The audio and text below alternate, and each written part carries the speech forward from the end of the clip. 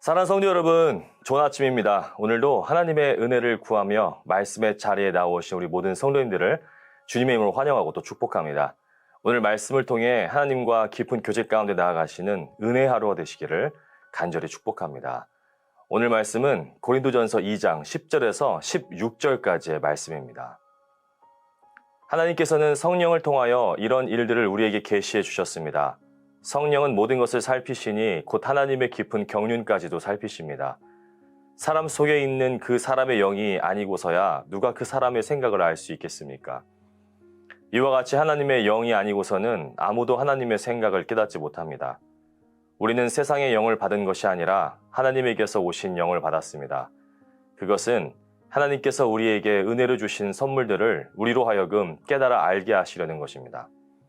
우리가 이 선물들을 말하되 사람의 지혜에서 배운 말로 하지 아니하고 성령께서 가르쳐 주시는 말로 합니다.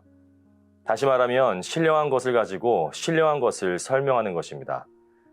그러나 자연에 속한 사람은 하나님의 영에 속한 일들을 받아들이지 아니합니다. 그런 사람에게는 이런 일들이 어리석은 일이며 그는 이런 일들을 이해할 수 없습니다. 이런 일들은 영적으로만 분별되기 때문입니다. 신령한 사람은 모든 것을 판단하나 자기는 아무에게서도 판단을 받지 않습니다. 누가 주님의 마음을 알았습니까? 누가 그분을 가르치겠습니까? 그러나 우리는 그리스도의 마음을 가지고 있습니다. 시간이 흐르면 흐를수록 시대의 변화는 더욱 빠르게 진행되는 것 같습니다. 특히 지금 우리가 살고 있는 이 시대는 넘쳐나는 정보, 또 고도화된 AI가 우리의 일상의 모든 것을 분석하고 답을 내어주는 지식의 홍수와 같은 시대를 살고 있는 것 같습니다. 수많은 정보들을 수집하고 정보들을 얻어 지적 만족을 얻는 듯해 보이지만 정작 내가 사랑하는 또 내 곁에 있는 가족들의 속마음은 헤아리지 못하는 우리의 연약함을 또 보게 됩니다. 내가 사랑하는 사람들의 마음도 알지 못하는데 어떻게 창조주 하나님의 마음을 우리 스스로 알 수 있겠습니까? 당시 고린도 역시 마찬가지였습니다. 고린도는 그 당시 타락의 극을 달리고 있었던 도시였죠. 오죽했으면 고린도인처럼 행한다 라는 말이 방탕하고 문란하게 산다 라는 뜻의 관용어로 쓰일 정도였기 때문이죠. 상업과 부의 중심지였고 또 수사학과 철학의 유행이 있었고 도덕적 타락과 우상 숭배가 판치는 곳, 그곳이 바로 고린도였습니다. 그곳에 하나님께서는 바울을 보내셨고 교회를 세우게 하셨습니다. 사람들은 십자가의 복음을 통해 예수 그리스도를 믿게 됩니다. 세상이 볼 때는 한없이 어리석게 들리는 복음과 설교를 통해 믿는 사람들을 부르셨습니다. 바울이 고린도 교회에 있었을 때 고린도 교회는 모든 면에서 풍족하고 그리스도의 복음이 튼튼하게 자리 잡았습니다. 그런데 문제는 바울이 고린도 교회를 떠난 후에 일어났습니다. 무슨 문제가 일어났습니까? 교회 내부에서 문제가 발생한 것이죠. 교회 안에 그리스도의 문화가 아닌 세상의 문화가 그대로 교회 내부로 유입되면서 여러 가지 심각한 문제들이 발생했던 것입니다. 헬라 철학과 수사학을 자랑하며 서로 파당을 짓고 교만해 있었습니다.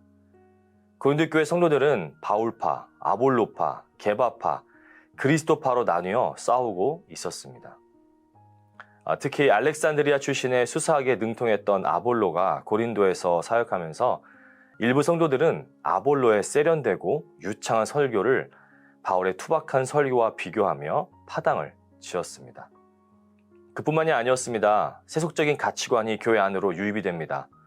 성도들은 십자가의 복음보다 세상의 지혜와 화려한 말솜씨를 더 수준 높은 것으로 평가하는 경향이 있었습니다. 이로 인해 교만해진 사람들이 생겨났고 서로가 더 지혜롭다라고 다투는 지경까지 이르게 된 것이죠. 복음은 화려한 말솜씨나 인간의 지혜로 설명되는 것이 아닙니다.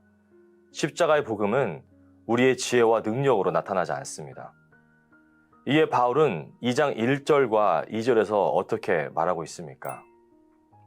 형제자매 여러분, 내가 여러분에게로 가서 하나님의 비밀을 전할 때에 훌륭한 말이나 지혜로 하지 않았습니다. 나는 여러분 가운데서 예수 그리스도 곧 십자가에 달리신 그분밖에는 아무것도 알지 않기로 작정하였습니다. 바울은 자신의 능력, 자신이 가지고 있는 지혜로 복음을 전하지 않았습니다. 그는 오직 십자가에 달리신 예수 그리스도만을 전했습니다. 우리가 복음을 듣고 믿을 수 있는 유일한 이유는 아름답고 능숙한 미사오가 아니라 성령께서 우리 안에 지혜로 계시해 주시는 것입니다. 우리의 능력과 우리가 가지고 있다라는 세상적인 지식이 아니라 오직 성령의 조명하심과 계시를 통해 우리는 깨달아 알게 되는 것입니다. 10절에 보시면 이렇게 말씀합니다. 하나님께서는 성령을 통하여 이런 일들을 우리에게 계시해 주셨습니다. 성령은 모든 것을 살피시니 곧 하나님의 깊은 경륜까지도 살피십니다. 오직 성령을 통하여 계시하시고 살피십니다.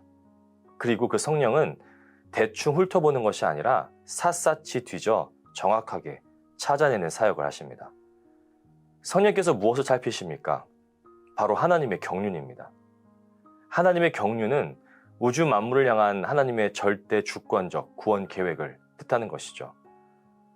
내 마음은 나만 알 수 있듯이 하나님의 마음은 성령님만이 아십니다.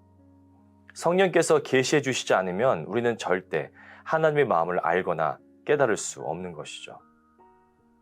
12절에 보시면 우리는 세상의 영을 받은 것이 아니라 하나님에게서 오신 영을 받았다라고 말씀합니다. 그리고 그 이유는 하나님께서 우리에게 은혜를 주신 선물들을 우리로 하여금 깨달아 알게 하시려는 것이라고 말씀합니다. 이것을 우리는 성령의 내적 조명하심이라고 부릅니다. 우리가 십자가에 달리신 예수 그리스도를 믿게 된 것은 우리가 남보다 윤리적으로 뛰어나거나 다른 사람들보다 더 똑똑해서가 절대 아닙니다. 오직 하나님께서 우리에게 성령을 부어주셨기 때문입니다.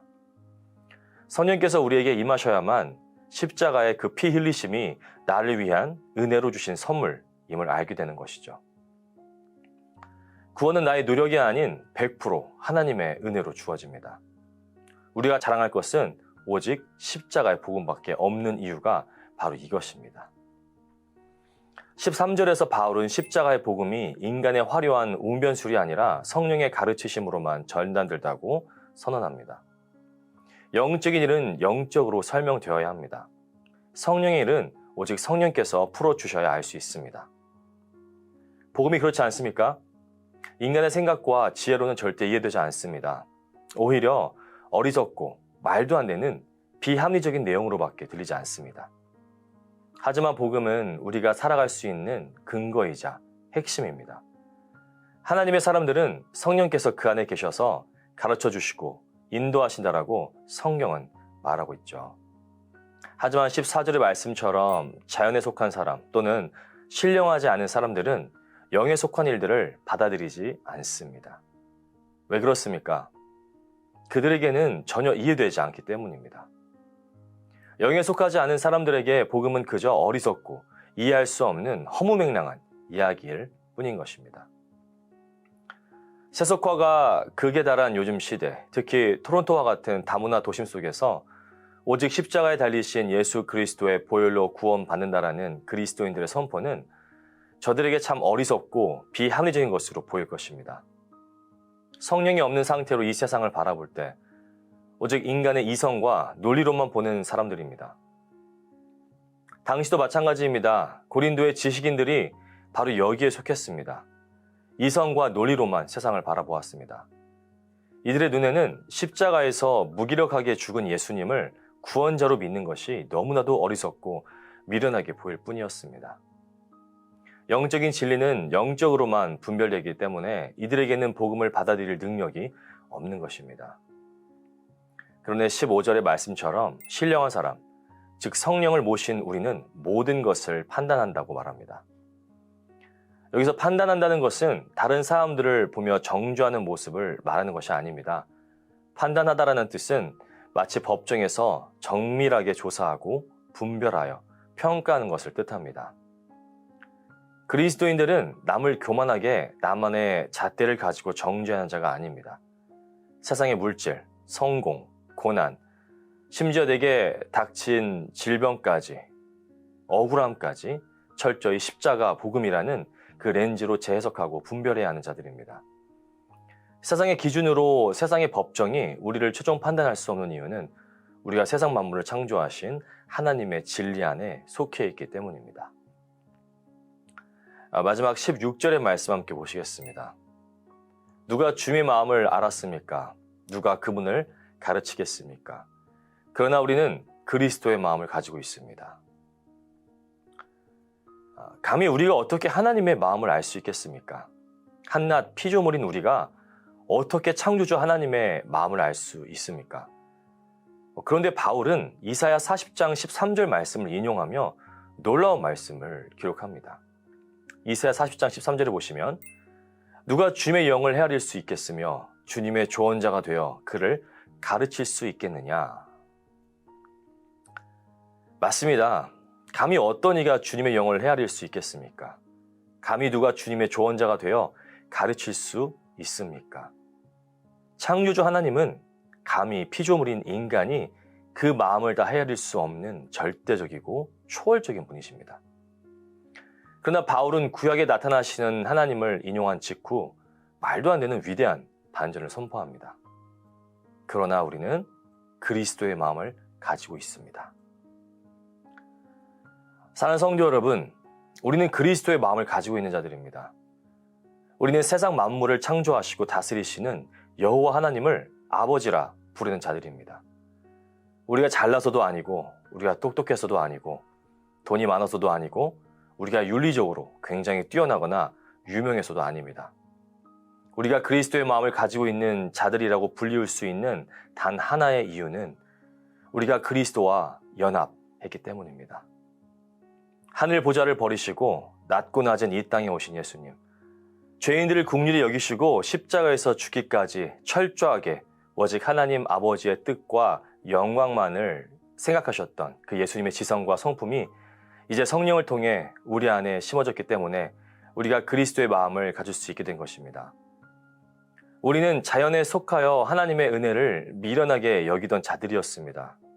그러나 성령께서 찾아오셔서 우리의 어두운 눈을 여시고 십자가의 복음의 영광을 보게 하셨고 그리스도의 마음으로 세상을 이기는 자가 되게 하셨습니다.